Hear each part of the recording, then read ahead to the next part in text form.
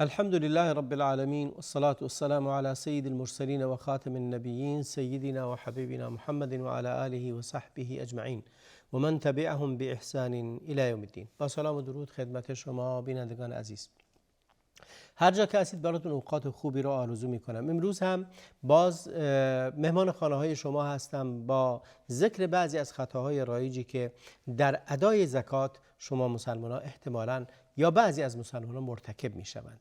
این خطاها امکان داره آگاهانه یا ناآگاهانه باشه، ولی تذکر به اونها باعث میشه که ما دید درستری رو در مورد عباداتمون داشته باشیم. خطا انجام ندهیم به نیت ثواب.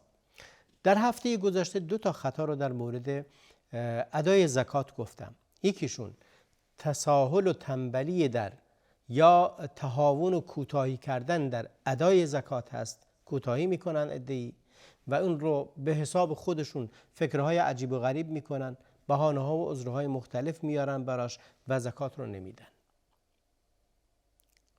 و دوم این که در شناخت احکام زکات تساهل و تنبلی میکنند.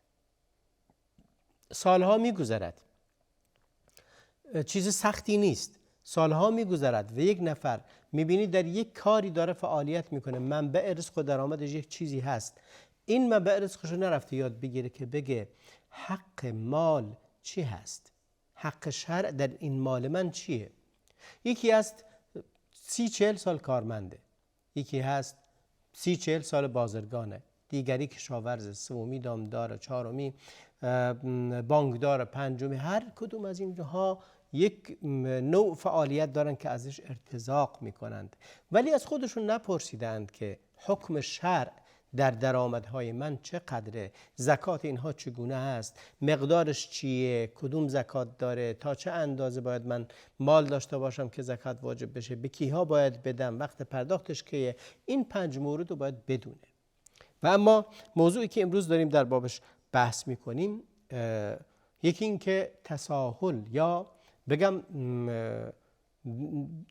اصلا تهاون کردن، اهمیت ندادن به زکات، به این علت که فکر میکنه که میگه من خودم تلاش کردم، زکات عذرهای واهی که در جامعه ارائه میدن، یعنی تنبلی پروری کردن است، اینها اصلا مستحق نیستن، من بهشون نمیدم، من خودم زحمت کشیدم اونم بره خودش زحمت بکشه. یا بعضیا حرفی رو تکرار میکنند که کفار تکرار میکردن، میگن که اگر خداوند بهش نداده من چرا بدم؟ میگه خدا اگه میخواست بهش میداد. این هم عذر بدتر از گناهه. خداوند این گونه قرارداد است که به عده‌ای میده، به عده دیگری نمیده. حالا یا عده‌ای به خاطر عذرهایی نتونستن مال رو به دست بیارن. رزق رزانی خداوند از طریق بندگانش هست. روزی کسی رو بر دست بنده قرار داده، روزی من رو روی دست دیگری قرار داده و به این شیوه من کارمند میشم، یه جایی کار میکنم، حقوق میگیریم، دیگری فقیر نمیتونه کارمند بشه، من باید از حقوق خودم بهش بدم. و همه ما این گونه هستیم. پس نباید عذر و بهانه بیاریم و بهانه‌های واهی، این که باید اگه خدا میخواست میداد، این که خودش سبب شده فقیره، این که نمیدونم راست نمیگه، این که داره اینو مصرف فلان و فلان میکنه، هیچ کدوم از اینها عذر نیست. هر وقتی که نیازمند در جامعه وجود داشت باید زکات بهش بدی. خدا تفکیک نکرده که این انسانی که الان فقیره به سبب گناه و معصیت فقیر شده یا به سبب طاعت فقیر شده. فرموده اگه کسی که به مساکین میده، للفقراء والمساکین، نفرمود بدید للفقراء که با تقوا هستن، یا نفرمود بدید به مساکینی که فقرشون به خاطر اینه که نشستن دارن نماز میخونن، کار نمیکنن. فرمود هر کسی فقیره. بعضی سوالشون اینه، میگه من نمیدم مگه به کسی که باید حتما اون فقیر اهل طاعت و عبادت و فلان و فلان و فلان باشه. ببینید فقیر در جامعه مادامی که وجود داره، وظیفه جامعه هست که از زکاتشون بهش بدن که این فقیر از فقر بیاد بیرون. اما اینکه چرا گناه و معصیت کرده موضوع دیگریه. وظیفه اولیاء امور و واجب همه مردم هست که کاری کنند که ریشه فساد رو کم کنند، نه اینکه بیان تنبیه کنن فقیر رو که فقرش به خاطر معصیت بوده. چه بسا به خاطر معصیت بوده. و همون غنی هم که غنیه فکر میکنید معصیت نکرده، یا اگه غنا داره به خاطر تقواست. نه این گونه نیست. خداوند روزی رو به کسی میخواد میده، یرزق من یشاء، هر کسی بخواد روزی بهش میده، هر کسی هم بخواد بهش نمیده. و این گونه از رزق و روزی خداوند و برای بعضی ها سخت به دست میاد، برای بعضی ها آسون هست. پس اولین موضوعی که هست این هست که ما در دادن زکاتمون بهانه پیدا نکنیم و عذر نیاریم و عذرهای غلط رو ذکر نکنیم. حتی اگر زکات نمیدی، زکات تو ندادی و در ته دلت خودتو معصیتکار و گناهکار میدونی به خاطر ندادن زکاتت، وضعت بهتر از اونی هست که زکات نمیده و بهانه میاره که بله اونها غلطن. زکات نمیده، بهانه میاره میگه اون کار نمیکنه، میگه من خدا بهم داده چرا به اون نداده، میگه من حتما لایق بودم دادم، من خودم زحمت کشیدم، حق من. این عذرها آوردن برای فرار کردن از زیر بار عبادتی مثل زکات عذر بدتر از گناهه.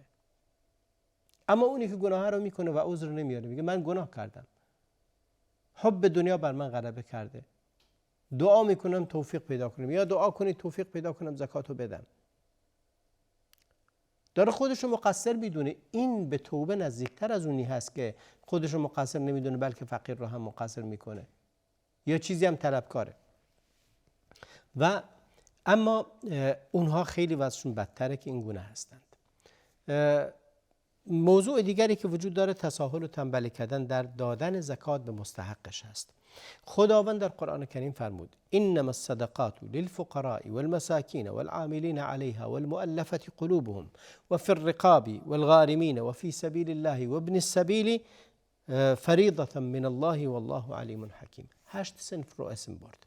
صنف اول گفت فقرا، صنف دوم مساکین، صنف سوم کسانی که جمع کننده زکاتن، چهارمین مؤلفة القلوب، کسانی که تازه ایمان آورده اند یا امیدی هست که ایمان بیارن، دلشون رو گرم میکنید به کمک کردنشون، و کسانی که برده هایی که میخوان آزاد بشن یا اسیرایی که میخوان آزاد بشن برای پول لازم دارن برای آزادیشون، یا کسانی که امروز مقایسه یعنی در واقع چیز گرفته میشه، قیاس گرفته میشه به برده، کسانی که در زندان هستند به خاطر بدهی هایی که دارن یا به خاطر گیر و گرفتار دیهی برگردنشون هست و از این قبیل مسائلی که نمیتونن. والغارمین، کسانی که ورشکسته هستند، تجارت کردن ورشکسته شدن و مدیونن، و همچنین فی سبیل الله، ابن السبیل و فی سبیل الله. فی سبیل الله یعنی در راه خدا، در راه دعوت دین، در راه نشر اسلام، در راه آگاهی دادن به مردم از اسلام. حالا میتونه از طریق رسانه ها باشه، منبعی هست، میتونه راههای مختلفی برای فی سبیل الله وجود داره که نشر کتب، نشر علم، نشر چیزهایی که میتونه مردم رو با اسلام آشنا کنه. و ابن سبیل هم کسی که در سفر مانده است، یعنی رفته مسافرت، یا پولش تموم شده یا اینکه گم کرده یا ازش دزدیدن، حالا دیگه نداره، در سفر مانده. کسی که در سفر مانده حتی اگر در کشور خودش میلیاردر و میلیونر هم باشه، مادامی که تو سفره و دستش به مال خودش نمیرسه، زکات بهش میرسه، میتونید شما زکات بهش بدید، چون الان نداره و در سفره. یا کسی که غارم هم همون، کسی که پول زیادی داره اما الان نمیتونه، اموالش در جایی تجمید شده، در جایی بلوکه شده، نمیتونه ریالی ازش برداشت کنه، در حالی که شاید سرمایه‌دار بزرگی هم هست. کسانی که نمیتونن دسترسی به مالشون هم پیدا کنن، زکات بهشون میرسه. اینها 8 صنفند که خدا نام اینها را برده ذکر کرده. اگر کسی بخواد زکاتش رو به این اصناف نده، بده به کسی دیگری به خاطر علت دیگری، شرعاً گناه کرده و زکات مالش اخراج نشده. بعضیا 8 صنف نام برده اولا، بعضیا میان اینو میدن فقط به یک نفر. بهتر این است که توزیع بشه بر چند صنف، 2، 3، 4، هر چقدر صنف بتونی بدی بهتره. اما اگر مال اینقدر کم هست و نیاز کسی رو برطرف نمیکنه، بهتره نیاز یکی رو برطرف کنید تا اینکه نوبت به دیگری هم برسه و دیگران این کارو بکنه. این رو برمیگرده به تشخیص مصلحت. اما موضوع دیگری که وجود داره در بحث زکات، در واقع بحث اینه که زکات دادن به فامیل ها هست. بعضیا به علت این که میگن فامیل زکات بهش نمیدن. اگه فامیل درجه 2 درجه 3 هست، شما میتونید زکات بهش بدید. اما فامیل درجه اول، پدر و مادر زکات بهشون نمیرسه. بعضی میرن از زکات مالشون میدن به پدر و مادرشون. زکات مال اصلا اولا خجالت میخواد که انسان زکات و صدقه بده به پدر و مادرش، بلکه باید از لقمه غذای خودت بگیری بدی به پدر و مادرت بخورن، به جای اینکه خود بهترین غذایی که درست میکنی برای خودت نخوری بدی به اونها. بهترین لباس میخوای بپوشی خودت نپوشی بدی به اونها. بهترین شرایط رو میخوای برای خودت درست کنی از خودت بگیری بدی اونها بهترین شرایط رو داشته باشن. پدر و مادر به هیچ وجه جایز نیست از زکات مال بهشون بدید. وقتی که میگیم جایز نیست از زکات مالتون بهشون بدید، به این معنی هست که حق اونها زکات نیست، حق اونها مال خود تو هست. باید از خود مال خودت بدی، نه اینکه از زکات بهشون بدی. از زکات بهشون بدی مثل اینی که از جیب راست درآوردی گذاشتید جیب چپ یا برعکس. چون نفقه پدر و مادر، هزینه زندگیشون به عهده شماست و واجبه. سپس هزینه برادر و خواهری که صغیرن و سرپرستیشون به عهده شماست، اینها هم باز نمیتونی زکات بهشون بدی. هزینه دختر و پسرت رو، فرزندانت رو شما نمیتونی از زکات بدی.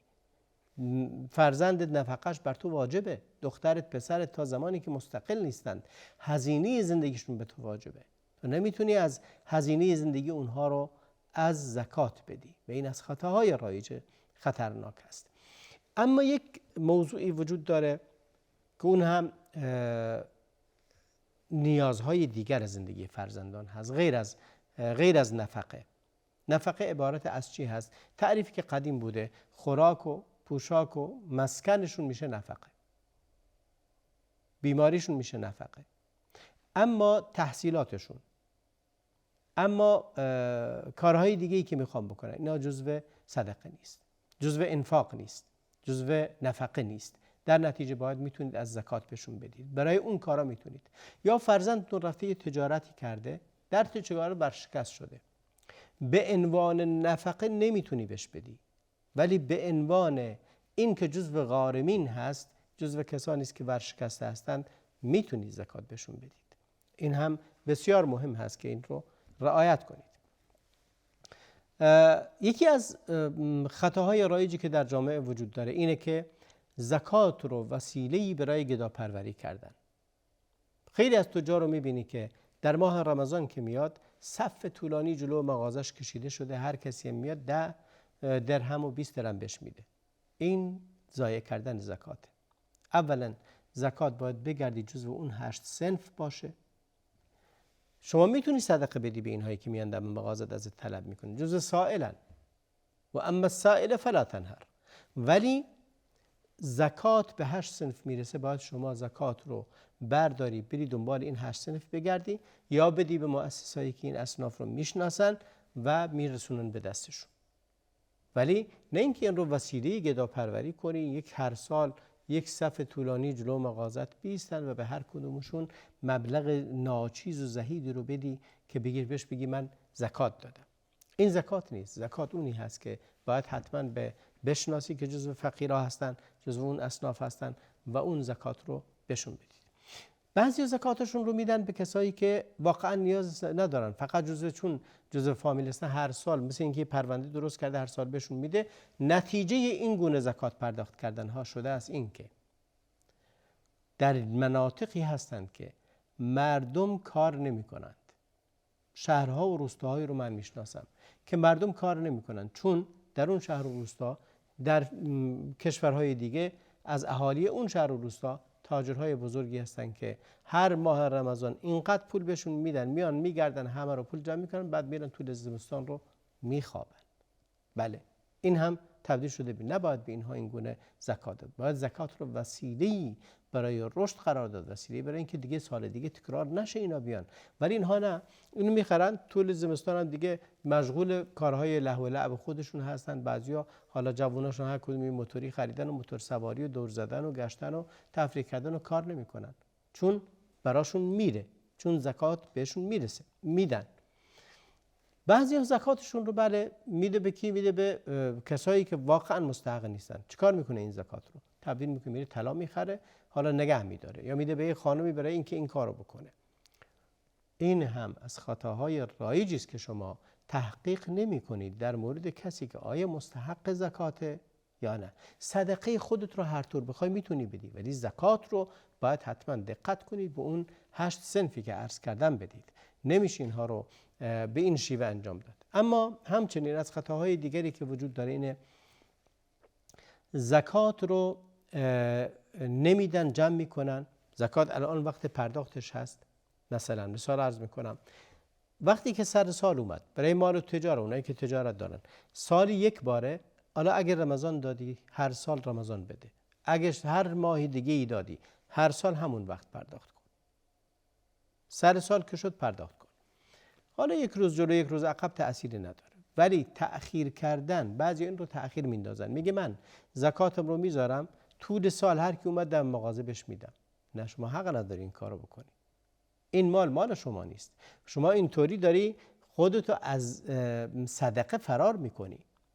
به جای اینکه صدقه مال خودتو بدی، زکاتو میذاری هر کی اومد کمی بهش میدی و اینطوری فکر میکنی که اینا رو رد کردی، دیگه راحت شدی از دستشون.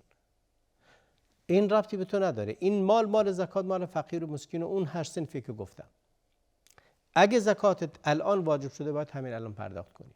تأخیر در پرداخت شرعاً حرامه.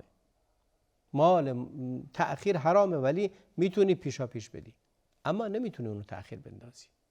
وقتی که در مال زکات واجب شد، اون رو اگر تأخیر هم شده یک روز دو روز هر چقدر، اون تعداد روزا به عذر باشه، بدون عذر حق تأخیر نداری. بعد اون باید زکات رو کاملا پرداخت کنی. نمیتونی اون رو کم کم کم کم طول سال بگی میدم اینجوری، مگه اینکه پیشا پیش بدی. اگه پیشا پیش بدی اشکال نداره. مثلا زکات سال آینده رو الان شروع کنی پرداخت کردن. هر کی اومد یه مبلغی بهش بدی، بگی من دارم زکات میدم، ولی به شرطی که جزو اون 8 صنف باشند.